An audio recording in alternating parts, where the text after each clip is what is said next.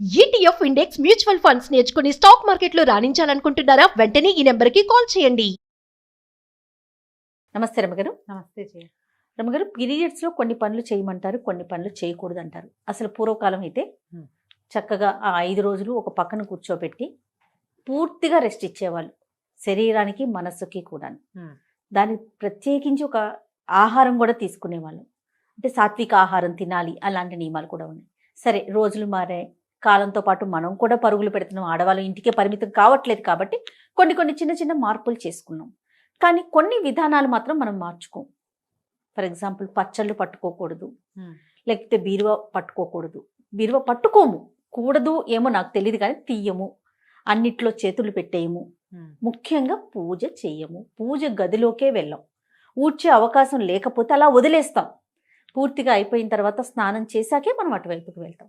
కానీ ఈ మధ్యకాలంలో కొన్ని సోషల్ మీడియాలో నేను చూస్తూ ఉన్నాను అమ్మగారు, ఎందుకు చేయకూడదు, తప్పేంటి, ఇది కూడా భగవంతుడు ఇచ్చిందే కదా, మొత్తం ఆయన బిడ్డలమే కదా, చేస్తే ఏమవుతుంది, నేను ఇలా చేసేసాను, నాకేం కాలేదు, నేను చాలా హ్యాపీగా ఉన్నాను, ఇలాంటి కామెంట్స్ చూస్తూ ఉన్నామండి.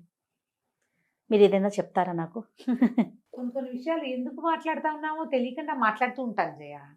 సోషల్ మీడియా వచ్చాక మనకి ప్రతిదాని గురించి ప్రతి వాళ్ళు ఆడలేదు, మగలేదు, చిన్నలేదు, పెద్దలేదు, అన్నీ మాట్లాడేయాలి, అన్నీ అడిగేయాలి, అన్నీ చెప్పేయాలి, ప్రతిదీ చూపించేయాలి.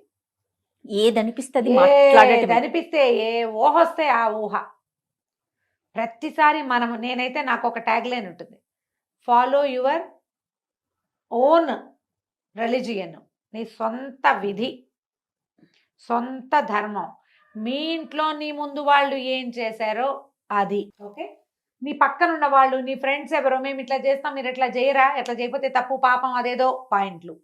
ఈ పాయింట్లతోటి వీళ్ళేమో కాంప్లికేటెడ్గా అయిపోయి బోళ్ళని కాంప్లికేషన్స్ వచ్చి ఓసిడీలు వచ్చేసి పిచ్చి వెర్రి ఎత్తిపోయి జబ్బులు చేసి చచ్చిపోతున్నారు.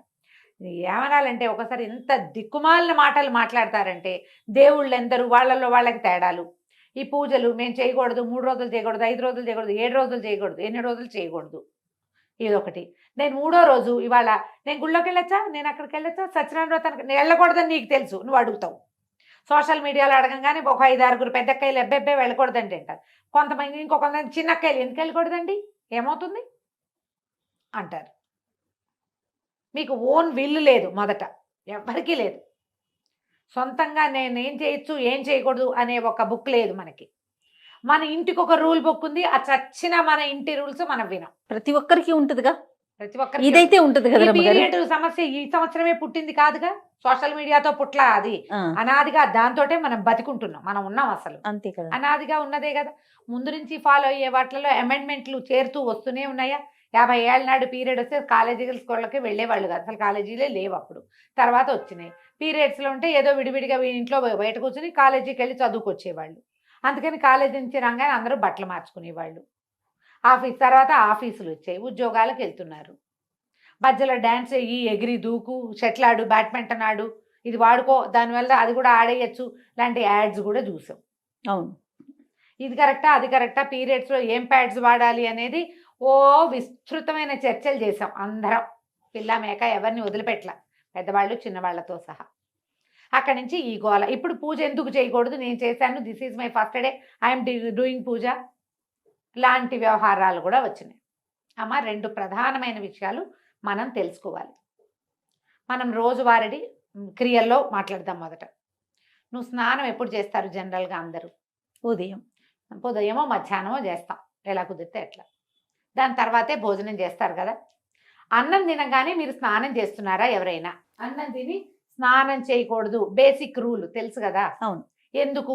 దానికి ఒక క్వశ్చన్ ఉందిగా, సైన్స్.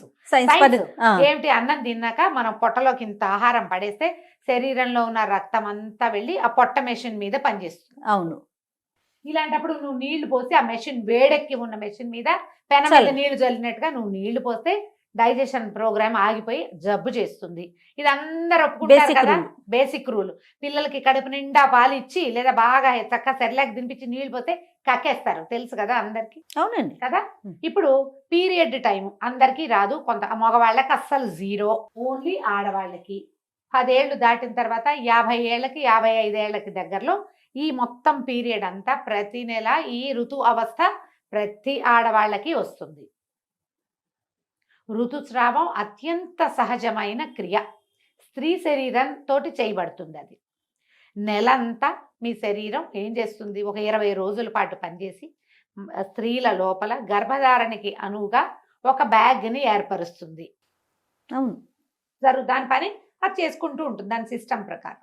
ఎప్పుడైతే గర్భధారణ సమయం దాటిందో, ఎప్పుడైతే ఓవ్యులేషన్ పీరియడ్ దాటిపోయింది, అక్కడ ఏమి ఓవ్యులేట్ అవ్వలేదు, ఏం అవ్వలేదు, గర్భావస్థ రాలేదు, తర్వాత ఏమవుతుంది, షెడ్ అయిపోయి దాని అంతటా అది ఊడిపోయి దాని ఏ ముచుకకి అది పట్టుకుని ఉన్నదో ఆ బ్యాగ్ అది వదిలేస్తుంది. అది స్లోగా బయటకు వచ్చేస్తుంది, డిశ్చార్జ్ అయిపోతుంది. డిశ్చార్జ్ అయి సహజంగా అత్యంత సహజమైన క్రియ. దీని గురించి వెగటుగా మాట్లాడడానికి వీల్లేదు, ఎందుకంటే నీ బతుకు దాని మీద ఉంది, మనుషుల పుట్టుక దాని మీదే ఉంది, దాన్ని గౌరవించి తీరాలి. ఈ స్ట్రెచ్ చేసే టైంలో శరీరం లోపల ఎక్కడో ఉన్నది, అది ఒక మార్గం ద్వారా నిదానంగా అది బయటకు వచ్చేటప్పుడు శరీరంలో ఉన్న క్రియలన్నీ స్లో అయ్యి ఈ క్రియకి దోహదం చేస్తాయి. సైన్స్ డాక్టర్లు కూడా చెప్తారు కదమ్మా. ఏ డాక్టర్ గైనకాలజిస్ట్ అయినా చెప్పేదేగా. పీరియడ్స్లో రెస్ట్ ఇవ్వండి అని చెప్పే డాక్టర్లు లేరా? ఉన్నారు, 100% ఉన్నారు. అవసరమైతే చేయండి అమ్మా, అవసరం లేకుండా మీరు సీనియర్ గైనకాలజిస్టులు 100 మంది ఇంటర్వ్యూలు చూస్తాను చేయను నేను. అవునండి. గైనకాలజిస్ట్ అనగానే ముందు అదే వింటాను నేను మిగిలిన మానేస్తా. పీరియడ్ టైంలో సాత్వికంగా తినండి, గైనకాలజిస్ట్ చెప్పకర్లా, మన ఇంట్లో ఉన్న ముస్సిలి మా అమ్మ కూడా చెప్తుంది. అవును. హాయిగా లైట్ ఫుడ్ తినండి, రెస్ట్ తీసుకోండి, ఓ పక్కన ఉంచండి. కొంతకాలము దీని మీద అవగాహన లేక వీళ్ళని స్నానాలు చేయనివ్వకుండా ఒక మురికి చీకటి కొట్లలో వాళ్ళని చూస్తేనే పాపం అన్నట్టుగా జరిగింది. నేను కాదని అన్నాం, ఒక రకమైన అవగాహన లోపమే కానీ అసలు క్రియ మాత్రం చేశారు, వీళ్ళకి రెస్ట్ మాత్రం ఇచ్చేవాళ్ళు. అవును. దీనికి ప్రధానంగా కావాల్సింది రెస్ట్. అది జరిగింది, అదైతే జరిగేది. వాళ్ళని ఇంటి పనులలోకి రానివ్వకుండా ఓ పక్కన వచ్చారు, చూస్తేనే పాపం అన్నట్టుగా ప్రవర్తించిన వాళ్ళు కూడా కొంతమంది ఉన్నారు. వాళ్ళకి అవగాహన లేక. అది ఎక్కడ పర్సెంటేజ్ తక్కువ కదండి, చాలా తక్కువ. ఆ ఒకటి హైలైట్ చేసి మాట్లాడకండి దయచేసి, మీరెవ్వరూ ఆ పరిస్థితుల్లోకి వెళ్ళాల. ఇప్పుడు సమాజంలో ఉన్న వాళ్ళు ఎవరు దాన్ని చూసిన వాళ్ళు చాలా 10% కూడా లేదు. అవునండి. ఇప్పుడు ఈ మాట్లాడే వాళ్ళు ఎవరికి దాని గురించి తెలియదమ్మా. అక్కర్లేని మాటలు అవన్నీ పక్కకుంటే సరిపోతుంది. అయిందా? ఇప్పుడు ఇది డిశ్చార్జ్ అయిపోతుంది నిదానంగా. అప్పుడు నువ్వు తిండికి ఎక్కువ అవి ఇవి తినేసి వృక్ష పదార్థాలు తిని పొట్టకి పని కల్పించద్దు. నీ గర్భంలో పొట్టలో వేరే క్రియ జరుగుతోంది, దాన్ని స్లోగా జరగనివ్వు, జరిగిపోతుంది దాని దారినది. అయిపోయాక 4 రోజులు అయితే జనరల్గా పాత రోజుల్లో 3 days ఫుల్ బ్లీడింగ్ అయ్యేది, ఇది లెక్క. 4వ రోజు స్వల్పంగా ఉండేది. 5వ రోజున మార్నింగ్ 5వసారి స్నానం చేస్తే 5th day మార్నింగ్ మీరు తల స్నానం చేస్తే మీరు పూజ చేసుకోవచ్చు, ఇది చేసుకోవచ్చు, అన్నీ చేసుకోవచ్చు అనే విధి ఎప్పుడు ఉండేదంటే, అప్పట్లో ఆడవాళ్ళు వంగి లేచి కూర్చుని నీళ్లు పట్టుకుని నీళ్లు తెచ్చుకుని కూర్చుని గొంతు కూర్చుని వంట చేసి బావిలోంచి నీళ్లు తోడుకుని చల్లటి నీళ్ళ స్నానం చేసి వాకిళ్ళూడ్చి బియ్యం దంచి ఇన్ని పనులు చేసేటప్పుడు ఈ 4 days ఖచ్చితంగా ఉండేది. నాకు కూడా తెలుసు, నా సొంతంగా కూడా. ఎప్పుడైతే మనం ఈ సుఖాలు అలవాటు పడే బాత్రూమ్కి వెళ్ళడానికి నడవము, మనము కింద కూర్చొని ఏ పని చేయము, ఏమి దంచము, తొడము, కడగము, ఊడము, చెరగము, ఏ పనులు లేవు.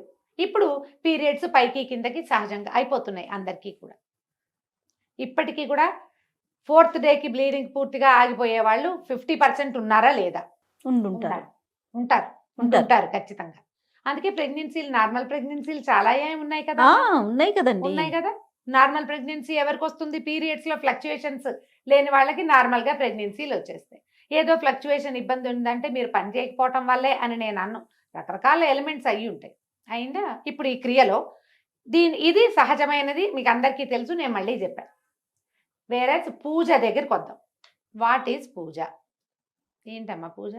భగవంతుడు నువ్వు 2 పూలు తెచ్చి ఊరికే ఇక్కడ పడేసి అలంకారం చేసుకోవటం కాదు.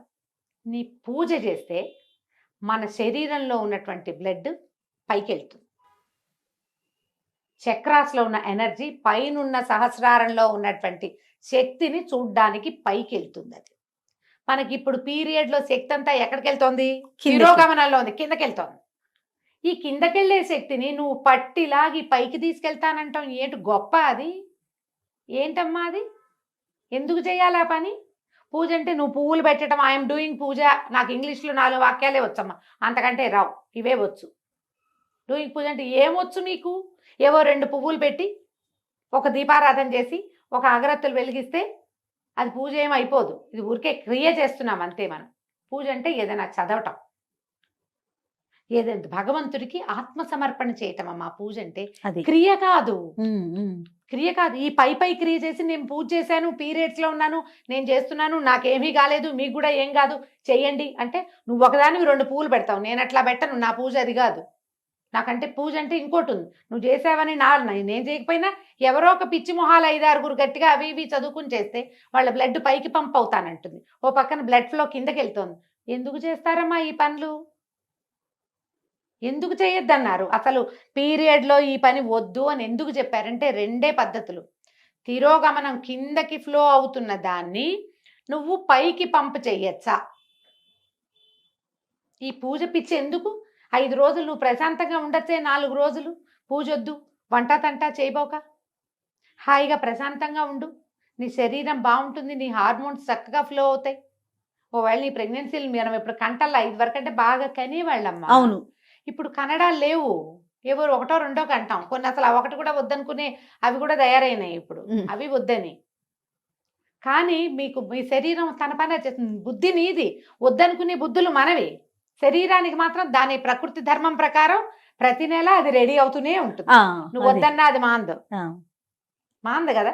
నువ్వు అదేం చేస్తుందో దాన్ని చేయని, అది ఏ రకంగా వెళ్తుందో దాన్ని వెళ్ళని వాళ్ళు. కానీ నీ ఐడియాస్ తోటి శరీర ధర్మాలని పాడు చెయ్యొద్దు.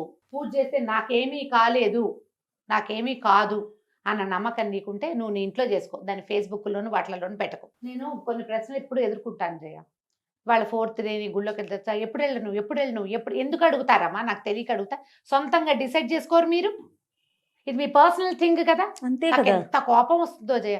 అంటే ప్రశ్నలు అడిగితే మీ కోపం వస్తుందా? పెద్దవాళ్ళు మీరు ఇలా మాట్లాడచ్చా అంటారు రమ్మగారు. నువ్వు కూడా అంటావు. అవును, నువ్వు కూడా అదే మాట అంటావు. నేను అంటాను నీ సొంత పర్సనల్ థింగ్ నువ్వు ప్రతిసారి చేస్తావు. మీ ఇంట్లో మీ అమ్మ చెప్పింది, అమ్మమ్మ చెప్పింది, మేనత్త, అత్తగారులు అందరూ చెప్పుంటారు కదా, ఈ క్రియ ఉన్నప్పుడు ఇది చెయ్యకూడదు అని. నాతో అవుననిపించుకోవాలని మీరు ఎందుకు అనుకుంటారమ్మా? అసలు తప్పు కదా అది. నాకేం బ్లీడింగ్ లేదండి, నువ్వే డిసైడ్ చేసుకో. రెండో మనిషి నీకు అనుమానం ఉంది కాబట్టి నన్ను అడుగుతావు. అనుమానం ఎప్పుడు వస్తుంది జయ? అది తప్పని నీకు తెలిసినప్పుడు కాదు. అంతే కదా, అవునా కాదా?